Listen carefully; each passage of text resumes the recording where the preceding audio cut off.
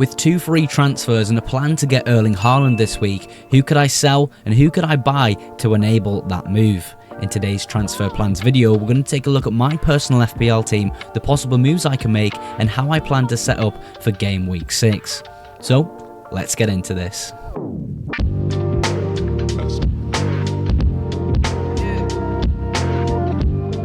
Welcome to the transfer plans video. I always like to start with a review of the previous game week, just to identify any issues and potential trends within my squad to later fix in the transfer plans section.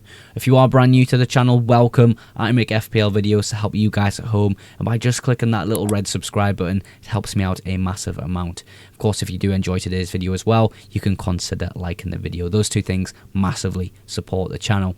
Starting with the game week 5 review. A big green arrow for the game week, 52 points overall. There are some clear negatives, but overall, quite a positive game week for me and my squad. I think a good place to start is actually with the back line here, and I think it kind of shows the meta of FPL defenders right now quite well. Centre-backs are the ones to have, and we've never really seen this in FPL before. We've always picked attack and fullbacks in the past. Think back to Trent Alexander-Arnold. You know, these type of attacking players we expect attacking returns from. We now have centre-backs which have what seems a more consistent way to earn points through defensive contributions. You have Virgil van Dijk, Anderson and Esteve all coming away with defensive contributions in this fixture, getting 4 points. And of course they conceded within their fixture, so it's no longer just a blank 2 points, you know, not great. We're getting 4 points almost consistently every single game week from really good defensive contribution players, especially players like Anderson, Zanesi, Tarkowski. Those type of players get really high defensive contributions, so almost every single week you're going to get 2 additional points to your points that you'll getting for players starting the game and getting past 60 minutes. So I think that's where the meta lies with defenders in FPL right now. Pedro Porro, of course, not following that, not having got strong defensive contributions, coming away with 1 point because he conceded 2 within his fixture. It was the right call at the end of the day to start the double Burnley defence. Murillo didn't even play, and I don't believe was even in the squad for Nottingham Forest. It was a bit of a doubt of mine starting 2 Burnley assets, but I spoke with the guys at Night Managers. If you didn't know already, I'm partnered with Night Managers this season. They're the strongest FPL algorithm in the game. Amazing results in the past 2 seasons. If you are interested in using their services, there's a 2 free week trial right now. There's a link in my description if you use code FPLMOGS. That's 2 free weeks. And if you do like their services past those 2 weeks, it gives you 20% off your first build month as well. It's a great deal if you want some extra FPL help this season. And they were right, absolutely right, to start both Burnley defenders this game week. We'll move to the midfield and we'll keep on the positive note here and kind of talk about the negatives after. Salah, again, returning an assist. Gravenberch's goal was fantastic, but Salah's assist I don't think is talked about enough. It was a really fantastically timed ball from Mohamed Salah to get his assist in this game week. Not as big of a haul as I thought he would get. I thought the performance of Atletico Madrid didn't quite show within his Everton fixture. He looked a much better player in that game than he did against Everton, I felt, but still, returning in FPL, I cannot complain. You have Kudus. Now, with Kudus, if you've watched my content in the past few weeks, you'll know, since owning Kudus, I've wanted a goal threat, I've wanted goals, I want to see Kudus hitting the back of the net, and he just assists all the time. Yeah, it's not bad, he's come away with 7 points, which has really improved my rank in FPL, but for midfielders, I need that added goal threat. I need some extra ways to get bonus points as well, because goals do have their impact on bonus point system. But Kudus, 7 points, I can't complain. I just need a little bit more goal threat from him. You have Bruno Fernandes with 10 points there. Fantastic from him. Who could have foreseen what happened within that fixture? Absolutely no one. But Bruno Fernandes takes advantage of that, coming away as the top scorer in my team for this particular game week. Maybe I should have captained Bruno Fernandes, but overall, really great from Bruno Fernandes. I'm really happy to have him in as an asset, and it's been kind of hit and miss with him, but I think he will start to hit these points quite regularly throughout the season. Mateta scoring was a really big positive as well. I was worried that Crystal Palace wouldn't be able to create that much within the game. And of course, Mateta comes away with an attack and return. Very happy to see him with 6 points there. You have now the negatives of the squad. And there's only really 2 negatives maybe 3 I could pull from the team this week. And the first one being, of course, Florian Wirtz. We have to talk about him with that 0 pointer, not starting within the game. It's something that the Night Manager's algorithm didn't detect, and it's something I never would have thought would happen from their top signing this summer window. Looking back on hindsight, you can understand and kind of comprehend the reasoning behind benching Wirtz within a derby fixture against Everton. He's played a lot of minutes, bless him. He's really trying to get involved in this Liverpool side, and I thought against Atletico Madrid, he performed at a really high level, and I expected him to do so against Everton. But of course, not starting is a big thing now. We have to look at Wirtz as a minutes risk player, and that's something that I'm going to address in the transfer plan section of this video. You then have Reinders on the bench with 9 points. Now, it has come out after the deadline, after the game week had finished for game week 5, that Reinders actually achieved DEFCON points.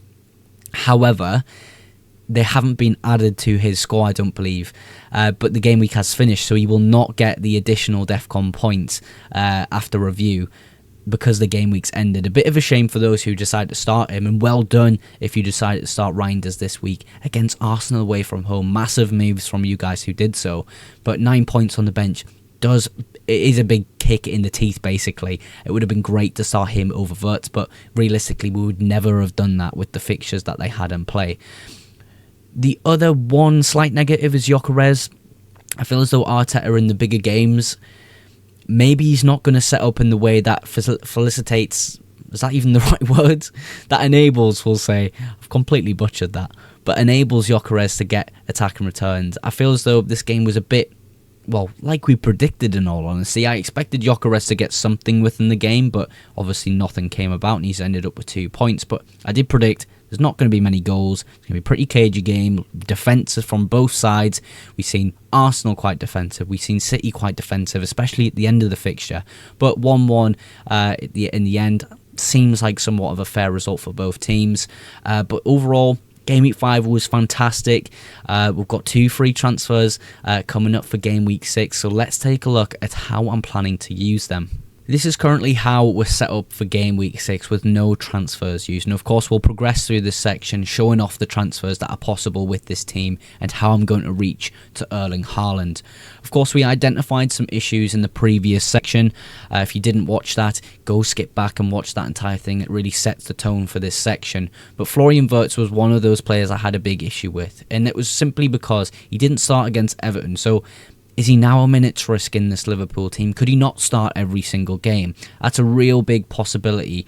And I spoke to the founder of Night Managers, Sam, this morning about Florian Wirtz. I was like, well, what does the algorithm think? How has it portrayed this benching from Florian Wirtz? And it's basically came up with that Florian Wirtz is now a risk in FPL. If he's not getting the minutes, he's not going to get the expected points within the algorithm's assumptions. So then he's not really an option in FPL. So he is benched for Game Week 6. Murillo does come in for Florian Wirtz against Sunderland at home, and he is yellow flagged. So there is a risk there that if Murillo isn't ready for this Sunderland at home fixture and he's not available, I actually might have to start Wirtz this week.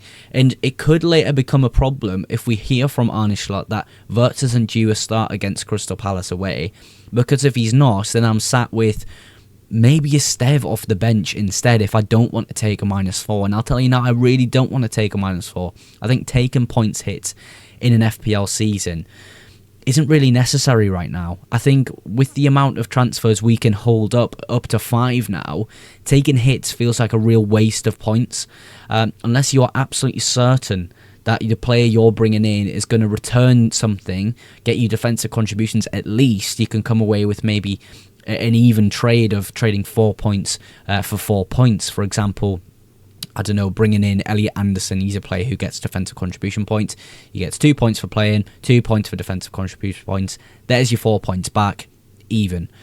I feel as though it's not worth it within this situation. So Wirtz is on the bench. Murillo, we're going to have to keep an eye on it, but right now he is starting over Florian Wirtz.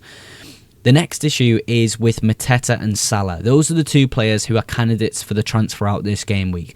That's the only way I can get up to Erling Haaland and have a really strong midfielder in place of Mohamed Salah. Of course, Mateta's fixture, difficult. And I think also Salah's fixture, of Crystal Palace away is quite difficult as well. Palace are a good team, and they have went on an unbelievable run under Glasner over the past 2 seasons of just really good performances, and it doesn't feel like a great captaincy week for Mo Salah either. That's why in this team, without any transfers, Bruno Fernandes would actually get the captaincy armband. But across the board, things look really positive for the team. Now, what we'll do is we'll showcase what the 2 free transfers are. So this slide here will portray that. We've used both of them. We've took Mohamed Salah out for Iliman Ndiaye, and we've took Jean-Philippe Mateta out for his difficult fixture against Liverpool for Haaland's fixture of Burnley at home, which definitely takes the captaincy armband for the game week instead of sticking with Bruno Fernandes in his fixture. Now, we'll start with Iliman Ndiaye. Why have I chosen Iliman Ndiaye over anyone else? And the algorithm of Night Managers actually have identified Iliman Ndiaye as a really positive asset to own in FPL, and it's mainly to do here with his defensive contributions, as you'll see as my mouse goes up and down the screen there. He averages 10.98 defensive contributions within a fixture, and of course has West Ham for game week 6 and then Crystal Palace in game week 7. So overall, that's why the algorithm has identified Iliman Ndiaye as a really positive asset. He's got decent fixtures for the next 2 weeks. If you didn't know already, I am on a wildcard 8 strategy, so I am only sort of surviving till game week 8 with a really good squad, and then completely changing things and potentially getting back Mohamed Salah. I'll showcase that in my chip strategy after this section. But of course, do we really need now to speak about Erling Haaland? Why have we got Erling Haaland? Because he's unbelievable. He's doing really great for Manchester City, and he just keeps getting goals.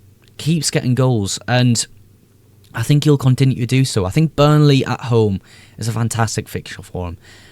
Maybe there's an argument here for a triple captaincy, potentially. Of course, I'm not using a wild card this week. I'm using an 8, so I could use a triple captain this week on Erling Haaland.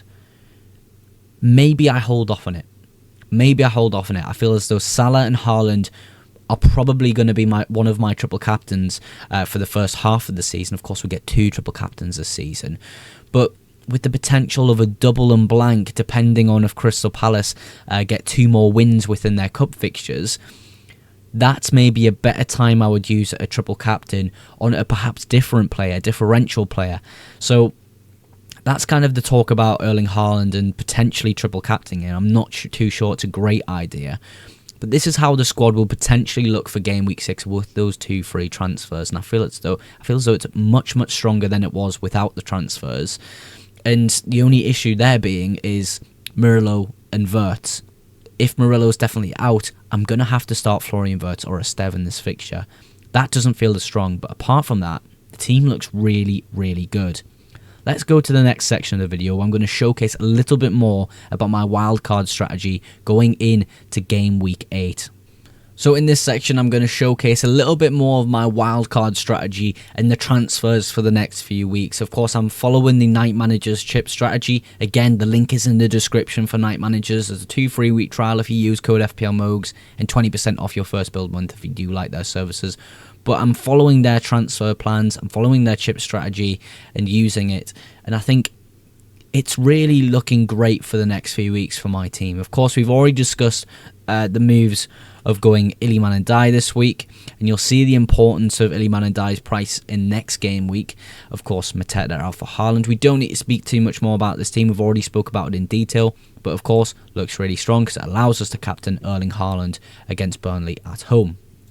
Now, the importance of Iliman Ndiaye's price and him within my transfer plans for game week 6 is clearly evident in this game week.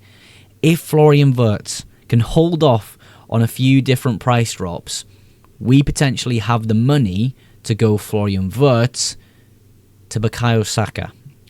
Now, we know that Saka isn't 100% yet, but by game week 7, if he is, this move looks incredibly strong.